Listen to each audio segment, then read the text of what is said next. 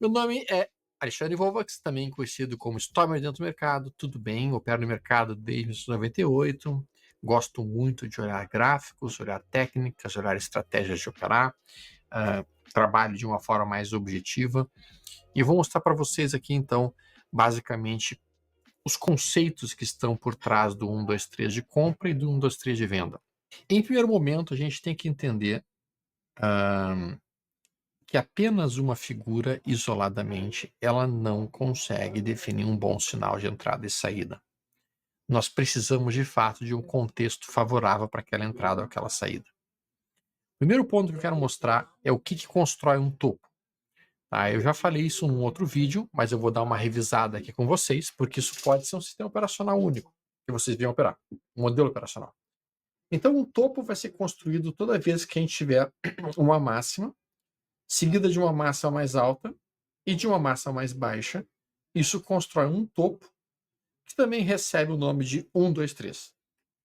Só que dentro dessas configurações de topo, que são possíveis, inúmeras delas podem estar ocorrendo. Aqui o 1, 2, 3, em que o candle número 3 é um candle estreito e é um inside bar. Aqui é 1, 2, 3, em que o candle número 3 também é um inside bar, e ele vem depois de dois candles muito fortes, em que o corpo do segundo candle não penetra o corpo do primeiro candle. E aqui a gente vê um outro 1, 2, 3, em que o candle número 3 é um candle amplo, forte e muito, digamos assim, direcional. Observe que esses 3, 1, 2, 3, eles são 1, 2, 3 de topo. Ele marcam um topo. Então, toda vez que você construir um topo, você tem que ver se tem máxima, massa mais alta, massa mais baixa, máxima, massa mais alta, massa mais baixa, máxima, massa mais alta, massa mais baixa. Bom, onde é que fica o ponto de venda quando a gente tem 1, 2, 3? O ponto de venda ele acontece na perda do candle número, na mínima do candle número 3. Então, o único negócio que aconteça abaixo dessa mínima gera o sinal de venda. O único negócio abaixo dessa mínima gera o sinal de venda. E o único negócio abaixo dessa mínima também geraria o sinal de venda. Bom, então a gente está olhando isso acontecer, estamos vendo essa movimentação ocorrendo. Só que a gente tem que entender uma coisa. Onde fica o stop? Se eu fizer uma venda na perda da mínima desse candle, o meu stop ele pode ficar em 3 pontos plausíveis. Primeiro ponto que poderia acontecer seria efetivamente acima da máxima do candle número 3. Primeiro ponto de stop. Segundo ponto de stop possível, acima da máxima do candle 2. Terceiro ponto de stop possível, amplitude inteira do conjunto 1, 2, 3, da estrutura 1, 2, 3, projetada para cima, largando então o que seria um stop muito mais longo. Vantagens e desvantagens desses stops. A vantagem do stop na massa do candle 3 é uma melhor relação risco-retorno, risco-prejuízo. Então o payoff fica muito melhor com o stop mais curto, mas isso diminui o nosso nível de acerto. Vantagem do modelo número 2 aumenta o nosso nível de acerto, diminui o nosso payoff. Vantagem do stop número 3, que seria lá em cima, é um stop mais longo, nosso nível de acerto explode de probabilidade de acertar o trade, mas o nosso payoff cai muito. Nosso payoff cai muito. Onde é que ficaria o alvo da operação? Bom, o alvo da operação vai ser a amplitude dos 3 candles, então é a amplitude dos 3 candles projetada para baixo a partir do ponto que foi perdido, que acionou o sinal, em 161 disso. Então este vai ser o alvo, aqui embaixo. Então fica simples de entender a ideia e o conceito de stop e alvo para 1, 2, 3 de venda. Só que a gente tem que entender que existe uma diferença muito grande entre 1, 2, 3 de venda e que o candle número 3 é um inside bar e o candle número 3 é um candle direcional como este. Por quê? Porque se eu vender aqui e colocar meu stop aqui, naturalmente eu tenho um stop mais arriscado, um stop bem mais perigoso.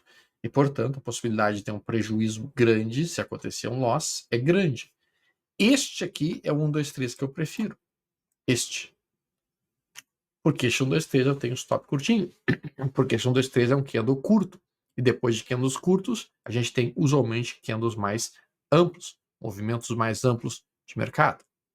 E depois de um movimento tão amplo como esse, usualmente nós temos uma assossegação do mercado. Então eu não gosto muito do 1, 2, 3 quando o 3 é muito grande, quando o candle 3 é muito amplo. Bom, um outro ponto que é importante nós mencionarmos. O 1, 2, 3 de venda, ele não é todo o topo que nós devemos vender e não é todo o fundo que a gente deve comprar. Existem alguns topos que fazem todo sentido do mundo nós estarmos procedendo vendas, e existem alguns fundos que faz todo sentido do mundo nós estarmos procedendo compras, mas não todos eles. Vocês acham que vale a pena comprar o fundo de uma tendência de baixa? Vocês acham que faz sentido eu montar uma forma de operar em que eu vou comprar o fundo de cada tendência de baixa? Vocês acham que isso é bom? Não. Não se faz essa compra aqui.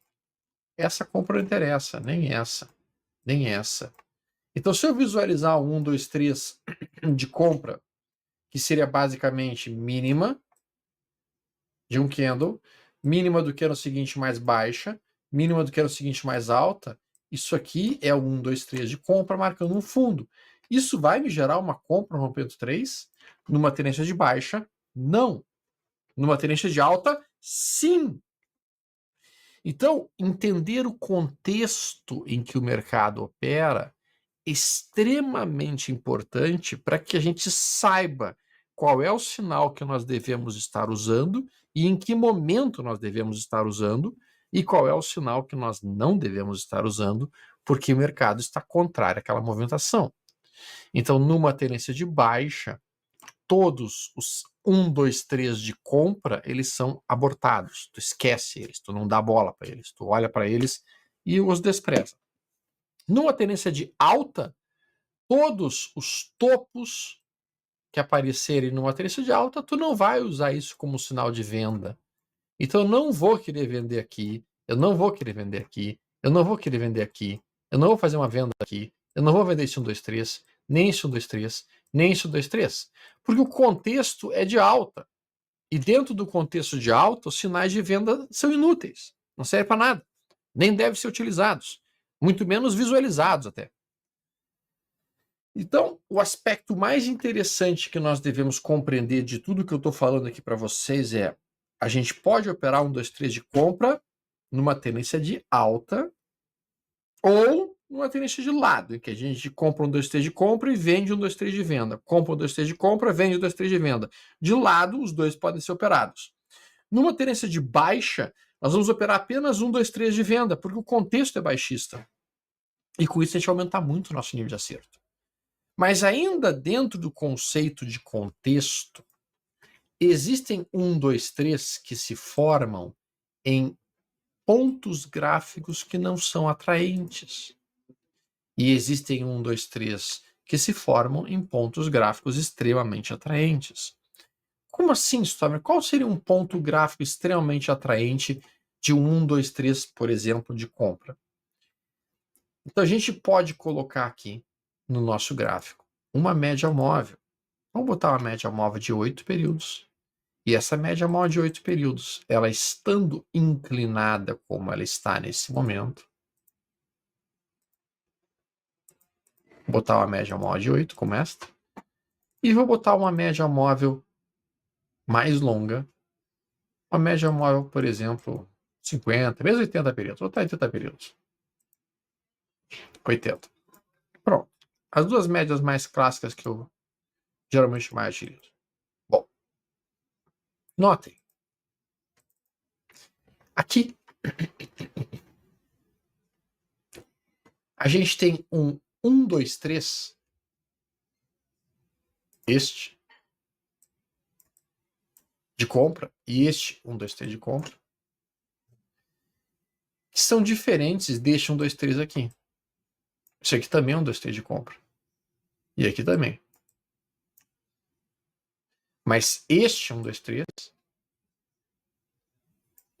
ele é melhor, assim como esse aqui, ele é melhor do que esse aqui. E é melhor do que esse aqui. Por quê? Porque este 1, 2, 3, ele está posicionado acima da média. Os 3 candles estão fechando acima da média mod 8. Então isso indica uma tendência muito mais sólida, muito mais forte, muito mais poderosa para ser operada. Enquanto que estes daqui, eles já estão na região que fica entre a média móvel de 8 e a média móvel de 80. E esta região é a zona neutra. Esta é a região em que operar aqui é muito mais perigoso. Talvez os amigos se lembrem da Enterprise, né? A Enterprise, eles tinham a zona neutra, que era a zona que ficava entre o espaço romulano e o espaço da Federação. Na zona neutra, tu não podia entrar com a tua nave. Se tu entrasse com a tua nave na zona neutra, ia dar ruim, ia ser bem perigoso. Então esse 1, 2, 3 aqui, ó, essa compra aqui, ela é muito pior do que essa compra aqui. Deixa 1, 2, 3. Porque aqui eu estou livre para acelerar e uma alta aqui vai enfrentar a média móvel caindo, vai enfrentar a tendência de baixa, vai enfrentar um movimento de recuo mais importante, vai ter mais dificuldade de evoluir bem. Então, quando a gente quer operar 1, 2, 3 na ponta da venda, o ideal é que a gente consiga operar 1, 2, 3 em que os 3 candles estejam abaixo da média móvel de 8 e com ela caindo, como aqui. Este é 1, 2, 3 fantástico para ser operado. Este aqui já não é tão bom, porque a média de 8 já virou para cima, porque os preços estão acima da média e isso dificulta toda a movimentação. Vou pegar aqui um outro exemplo, só para ficar bem claro aqui o que seria 1, 2, 3 saudável, o que seria 1, 2, 3 bom e o que seria 1, 2, 3 um pouco mais preocupante. Vejam, máxima, massa mais alta, massa mais baixa, quando perde essa mínima, o mercado vem embora para baixo. Este é 1, 2, 3 atraente. Este aqui, vamos botar, é 1, 2, 3 um tanto quanto tenso já. Por quê? Porque basicamente a gente tem alguns fechando acima da média, alguns até fechando acima da média mod 80, a tendência não está bem definida, então aqui as vendas são bem mais perigosas. Esse modelo vai ser tanto mais efetivo quanto mais direcional estiver no mercado. Por exemplo, esse 1, 2, 3 de compra aqui, ele é lindo de ser operado. Né? Assim como esse 1, 2, 3 de compra aqui, ele é lindíssimo de ser operado. O candle número 3 é um inside bar, acima da média móvel de 8, sendo rompido. Aqui mais um muito bonito de ser operado. Todos eles acima da média móvel de 8. Então esse é o contexto que a gente tem que entender. Existem contextos em que vale por esse 1, 2, 3 aqui de venda. Ó. Olha que lindo. Candle número 3 sendo perdido aqui. Esse aqui é 1, 2, 3 clássico. Quando a gente tem 1, 2, 3 como este, já não é tão clássico. Por quê? Porque a gente já está com a média móvel de 8 subindo, já estamos dentro da zona neutra, os romulanos estão cuidando para ver se a gente vai entrar muito mais na zona neutra ou não, para nos atacarem qualquer coisa.